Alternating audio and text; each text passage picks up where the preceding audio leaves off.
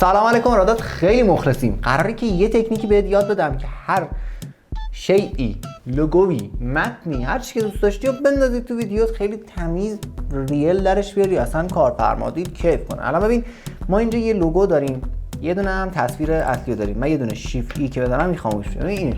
این تصویر، اینم لوگو. میخوام این لوگو رو بذارمش اینجا. چه جوری بشه؟ اینجوری بشه. دیدی چه باحال؟ این لوگو رو نگاه کن، انگاری تو همون فضاست، نور پردازی شده، تیریدی شده. بعدش هم که یه حالت شره‌ای پیدا میکنه و اینجوری میره توی حالا ترانزیشن. بعد که کاری نداریم، همینو میخوایم با هم دیگه یاد بگیریم. کارهایی که رو این میکنم و تو یاد بگیری، روی خیلی چیزای خفن دیگه مثلا میتونی استفاده کنی. فرقی نمیکنه. حالا بحثش این نیست که یه لوگو اینجا، مهم اینه که بتونیم این افکت‌ها رو با هم دیگه قاطی کنیم و کاری که میخوایم رو در بیاریم. بریم که دونه دونه شروعش کنیم. اولین کاری که میکنیم، بسم الله الرحمن الرحیم، با نام و یاد خدا و ذکر خداوند شروع میکنیم. یه شونه شیفت ای میزنم، من این لایه روشن شه.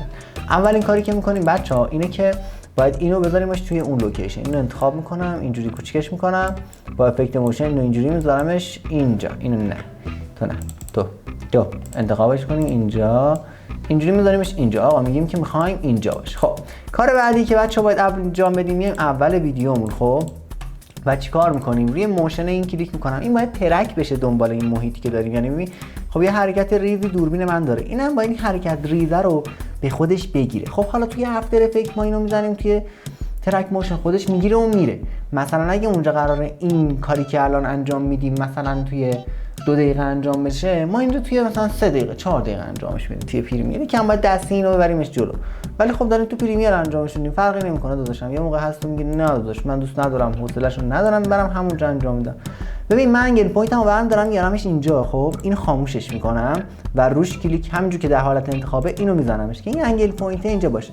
من با این انگل پوینتم اینو زوم میکنم روی یه جایی تصویر، یه جایی که بتونم ترکش کنم دنبالش. نگاه کن، میام اینو زوم میکنم رو 400%. خب و میام اینجا مثلا میذارمش بیخ این گله، یا مثلا یه جای دیگه. حالا این کم هم این فولو هست، درست نمیشه ترکش کرد. کی فریمش رو روشن میکنم، اسکرول میکنم، میام جلو، اینو میذارمش اینجا، دوباره اینجا، دنبالش همینجوری اسکرول میکنم، فریم ها رد میشه و اینو اینجوری توی این نقطه اینجا ثابت نگرش میدارم. نگاه کن اینجوری خیلی خوشگل و نرم و شاید یکم خسته کننده به نظر بیاد، ولی تو خسته نشو. قرار نیست خسته بشیم. بچه بازی داشتن داریم کار میکنیم، بیزینس هست، باید سختیش هم به جون بخری. الان نگاه کن، وقت حالا با هم اختلاط کردیم، یه پاره‌ش تموم کردیم، اصلا تموم شد دیگه، هم یه تیکه بود دیگه، اصلا ویدیومون این خوشگل خودش ترک شد. خب حالا من اینو زوم بکش میکنم و این چشم لایه رو روشن میکنم. میبینیم که این توی این فضا قشنگ ثابت مونده. خب کار بعدی که باید بکنیم که اینو بچسبونیمش توی این بک‌گراند این است که ببین این زاویه رو می‌بینی اینجا یه زاویه اینجوری داره، اوریب داره که بهش میگم پرسپکتیو. توی پرسپکتیو خودش اینو باید قشنگ جایگذاریش کنیم. چه جوری؟ از افکت بیسیک 3D استفاده می‌کنیم. بیسیک 3D چه جوری؟ می‌نویسی اینجا، اصلا کاری نداره. میای تو قسمت سرچت، زبانت هم انگلیسی باشه، می‌نویسی 3D آنها برات میاد. اولی اومد میگیریم میندازیش رو ویدیو، همونده کن انداختی رو هم. ببخشید اصفهانی شدم. وقتی که گذاشتیش روی ویدیو، میای روی بیسیک 3D اینا انتخابش میکنی و با این پارامترایی که داره میبینی وقتی اینجوری میتابونیش، این قشنگ برات توی حالاتایی که هست قشنگ برات تکون میخوره. اینو میذاریمش اینجا. ببینید بچه‌ها، اینو با افکت کورنر پین هم میتونین درش بیاریم، اما کورنر پین سنگینه. یعنی مثلا بخوای اینجا مثلا اینا یکم سنگینه، تایملاینت قرمز میشه. تا بشه از افکتای سبک استفاده میکنیم. اینو اینجوری خوشگل میذاریمش توی این حالت. خب ببینید بچه‌ها، یه نکته‌ای که هست، الان تصویرمون که داره میچرخه، ببین همینجوری که داره میچرخه این زاویه اینجا رو داره، این خط رو می‌بینی؟ خب این خط رو ما باید طبق این خط اینو چیکار کنیم؟ اینو این زاویه‌ای که داریم رو تغییرش بدیم. نگاه کن، این وقتی که حرکت میکنه میاد اینجا، این خط یه کمی اینجوری میشه. یعنی چی؟ یعنی من الان اینجایی که هستم میگم آقا این الان تو اینجایی که هست اوکی. خب یعنی تو این زاویه تقریبا اوکی. کی فریمش رو روشن میکنم، میارمش جلوتر اینجا. خب یه کمی اینو چیکار میکنم؟ یه کمی اینو مایلش کنم به این طرف که چه اتفاقی بیفته. ببین اینم با این محیط هم حرکت کنه. الان ببین چقدر خفن شد. همین الان هیچی درست نکرده اوکی شد، فقط یه کمی حس میکنم حرکتش زیادیه است که یختش رو کم میکنیم. اوکی، این از کار دومی که انجام میدیم. کار سومی که انجام میدیم ببخشید من یکم اسممون حرف بزنم بعد دستم در میره بعد. کار سومی که انجام میدیم اینجا اینه که یه حالت برجستگی به این کارمون بدیم. چی کار میکنیم؟ خیلی خوشگل میایم اینجا واسه برجستگیش بول آلفا رو سرچ میکنیم. اینجا من بول رو که بنویسم بول برام میاد بول آلفا، اینو میندازم روی کارم. وقتی که انداختم روی کارم اسکرول میکنم میاد پایین، اینجا اینو درصدش رو زیاد میکنم. ببین وقتی که زیادش کنم یه حالت برجستگی قشنگ به این تم ویدیوی من میده. خب من میتونم این درجه‌ای که داره اینو بچرخونمش. نگاه میکنم به سایه این لیوان، سایش به کدوم راست؟ از این راست. اینم باید سایمون به پایین باشه. اینا میچرخونمش تا این نوره اینجا برام بیفته. یکم اینجوری مثلا بیشترتر که حالا یکم هم با این میشه مثلا سافتش کنی، حالا مثلا سختش کنی. اینا زیاد نه، یه قدری مثلا این انتخابش کنم دونه دونه، نه کنترل رو باید بگیریم و اینجوری کم کنیم ازش، همینقدر بسه. خب اوکی، اینم از این. کار بعدی که روش میکنیم یه شادو میدادیم پشتش. وای مثلا من شبت دستم در رفت، حالم اصلا خوب نی. یه دونه شادو میدادیم، مینویسی دراپ شادو، دراپ اصلا دراپش رو نمیخواد بندازی، مینویس شادو که بلد بنویسی دو. با من زبانم ضعیفه، مینویسم اینا رو پیدا میکنم، میندازی رو ویدیو. همه وقتی که انداختی روی ویدیو میای پایین اینجا انتخابش میکنی و اینا درصدش رو نگاه کن، میتونی کم و زیاد کنی که این فاصلهش چقدر باشه. مثلا میذاریم آقا اینقدر باشه. خب این درجهش هم نگاه کن میچرخونی. این باید نباشه که مثلا سایه اون طرف باشه. بذار من اینو یه کمی اپاسیتیشو بیشتر کنم که قشنگ ببینی. نگاه کن این سایه نباید اون طرف باشه چون نورش اینجاست. خب اینو ما یه چرخه با این چرخید، آره یه چرخ میدیم بهش که بیفته اینجا. خب و با اینم که انگلی که میچرخوندش، اینم که بلورشه که بلوش میکنه و تیزش میکنه یه کمی تیز باشه و انگلش هم کم بچرخونیم و اپاسیتیش رو یکم کم کنیم، حتی یه کمی هم آفستش رو زیادتر بکنیم، یه کم بلورش بیشتر، اپاسیتیش بیشتر، طبیعی تر میشه. اوکی تا اینجای کار در اومد. الان باید چیکار کنیم بچه‌ها؟ باید اصل و قانون فوکس تصویرمون رو روی اعمال کنیم. کجاش چیه منظورمه؟ ببینید این وقتی که اینجاست، خب توی بک‌گراند کارمونه، فوکس دوربین ما روی اینجاست. یعنی این الان کاملا شارپه. این اسمش چی بود؟ آناناس اینجا، یا آناناس اینجا یکم فلو افتاده و اصلا اون شارپی رو نداره. بک‌گراندمون که دیگه الان ماشاءالله. این هم دلیلش مال چیه؟ دلیلش اون دیافراگم لنز دوربین منه که خب خیلی باز بوده، 1.8 بوده و تونسته این تصویر رو برامون ثبتش بکنه. خب اوکی، الان ما باید برای این فلو شدن این چیکار کنیم؟ یه دونه گاوسیان بلر بندازیم روی کار. اینجا می‌نویسیم گاو، دو تا اسم میاد برام، اینجا میگیرم میکشمش میندازمش روی کار، اسکرول میکنم میام پایین و اینو بلرش میکنم. خب این هست. اوکی و این چقدر کار قشنگ شد. یکم حالا مثلا بلورش بیشتر انقدر. ببین نسبت به بک‌گراندت باید مثلا اینو تعیینش کنی. اینم از این. حالا کار بعدی که بچه‌ها انجامش میدیم که خیلی قشنگ‌ترش میکنه، بیایم با لومتری کالر یه کمی رنگ و نورش رو با محیطمون بیشتر بریم. یه سری از متنایی هست که می‌نویسیم که سیاه و سفید هیچ اصلا کاری باش نداریم، ولی یه سری حالا المانایی مثل این که رنگیه و الان می‌بینیم که سچوریشن زیاده، این اصلا با تصویرمون نمیخونه و یه کمی سرده که بازم با تصویرمون نمیخونه، اینو باید اصلاحش کنیم. میایم توی لومتری کالر بیسیک کارکشن رو بازش می‌کنیم. این چیه من باز کردم، میایم اینجا و اینو یه کمی کنتراستش رو کم می‌کنیم. می‌بینید که کنتراستش رو کم اوکی شد. یه کمی مثلا چیکار کنیم از اینجا تمپرچرش یه کمی گرمش کنیم که با محیطمون بخونه. بازم کنتراستش رو کم می‌کنم. یه کمی هم نه برایتنسش رو دست نمیزنیم، شادوش هم اینجوری کم کنیم.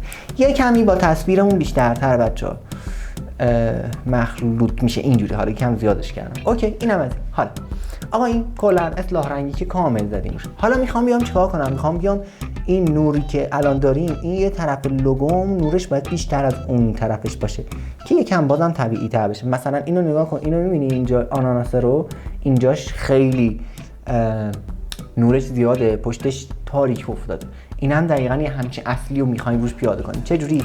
میام اینجا روی حالا پنل لومتری کالر رو بچه‌ها اگه ندارین از تب ویندو میتونید اینجا اضافه بکنید، لومتری کالر رو براتون میاد.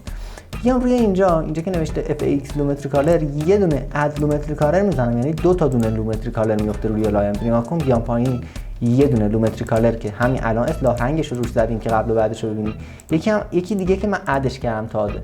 برمیگردم توی لومتری کالر چک میکنم روی دومی باشه و میام اینجا اکسپوژرش رو کم میکنم. اوکی، برمیگردم اونجا و اینو ماسک رو انتخاب میکنم اینجا. خیلی خوشگله که ماسک لومتری کالرمو که خودم تعیین کنم که رو کجا افتاده باشه. اینو یه اینجوری بهش بدیم. خب اینو بیاریمش اینجا که یه کمی فدرش رو زیاد کنیم. ببین یه همچین تمی، یه همچین کاری تقریبا. خب ببین الان قبل و بعد همین لومتری کالری که انداختیم روش چقدر قشنگ تاثیر گذاشت. ببین این عقب بعد اصلا جذب محیط میشه. این از این. خب این تا اینجای کار میبینی که خیلی خوشگل ما اینو درش آوردیم. حالا یه کار دیگه هم که ما توی اون ویدیومون داشتیم بچه‌ها این بود که نگاه کن اینجا به صورت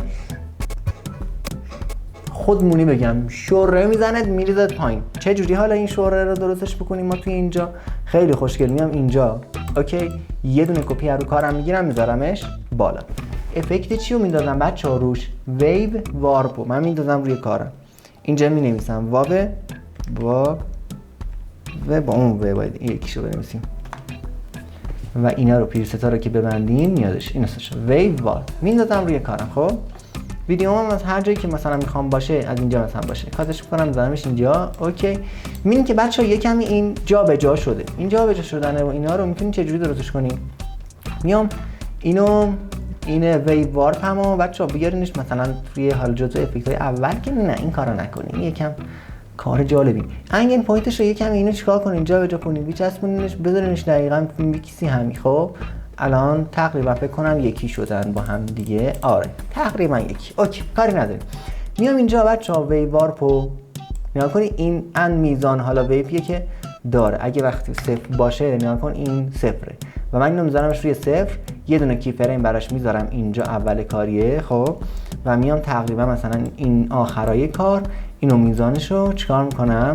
زیادش میکنم. حالا این میزانه که زیاد میشه بچه‌ها بازم پارامتر داره که مثلا میتونه از این طرف از اون طرف بکشدش. نمیدونم این اسپیدش که سرعتش دیگه چی داره مثلا اینو داره.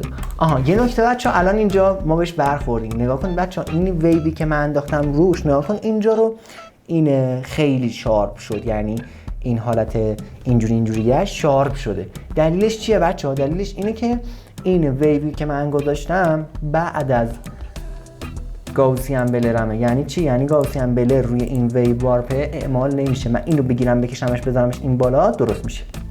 دیدی پولو شد. حتی اتفاقی که براش افتاد بچه‌ها نگاه کنیم این چیزی که من الان این انگل پوینتی که من از اینجا به جا کردم نگاه کنید برگشت سر جاش و اینو دوباره برش گردونم سر جاش. اینو یه کمی این جاش گیج کننده شد ولی خب امیدوارم متوجه شده باشین دیگه. آره این حق تقدم افکت هاست دیگه. هرچی این آخرتر میفته رو باقی اعمال میشه. واسه همین اینو آوردیمش بالا که گاوسیان بلرمون هم روش اعمال بشه. ببین چی شد؟ یه اینجوری پیدا میکنه، یه حالت اینجوری پیدا میکنه و کارو در میاره. خب حالا میایم چیکار کنیم برای اینکه از پایین شوره بزنه بچه‌ها؟ اینو اول اینکه بیام آخر سر این مقدار شوره زدنشو بیشترتر کنم که نه ولی خب حالا تقریبا همینقدر بسشه. بذار با همین کارو جمعش کنیم که دیگه زیادم نباشه. فقط کاری که میکنم اینو کی فریمش رو یه کمی نرمش کنیم از این طرفش. اینو انتخابش کنیم اینجا بیا پایین. این بیسیک تیلدش بیایم پایین. ببین اینقدر افکت انداختیم روش که گیج شد. آره اینو بازش میکنم و اینو حرکتش رو نرم میکنم. یعنی نرم شروع بشه و یهویی مثلا چی بشه؟ یهو مثلا این اتفاق براش بیفته که یهو کشیده بشه. خب اینم کاتش میکنم از سرش رو اینجوری میندازم. اینم تهش هم اینجوری. حالا دیگه نمیخوایم تهش. اوکی حالا کاری که بچه‌ها میخوایم بکنیم چون میخوایم از پایین این شوره اتفاق بیفته میام توی ماسک اوپاسیتی و اینو از وسط ماسکش میکنم.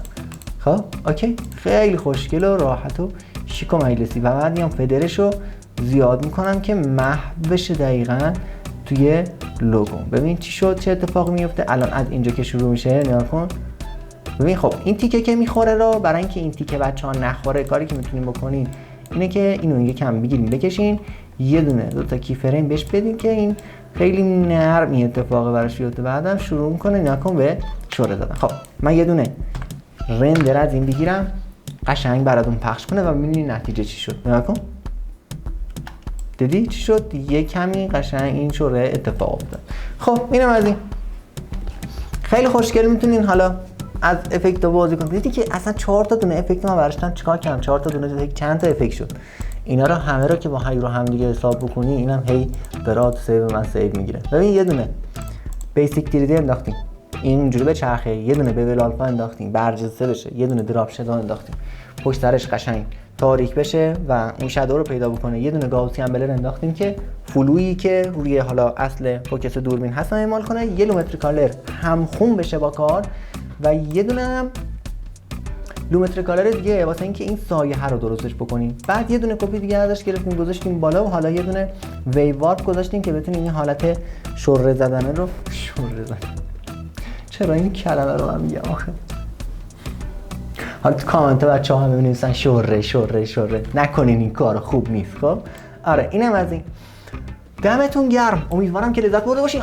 این چنل ما رو سابسکرایب کن که اگه سابسکرایب نکنی دلخور میشم، روز قیامت جلو میگیرم میگم آموزش منو مفت دیدی، چنل منو ساب نکردی، تازه لایک هم نمی‌کنی. بابا داداش به خدا چیزی ازت کم نمیشه، یه لایک بکوبی با این ویدیو، بزن لایکو بریم واسه آموزش‌های بعدی. دمتون گرم، عاشقتونم زیاد. واسه این بدودی بازم میاد.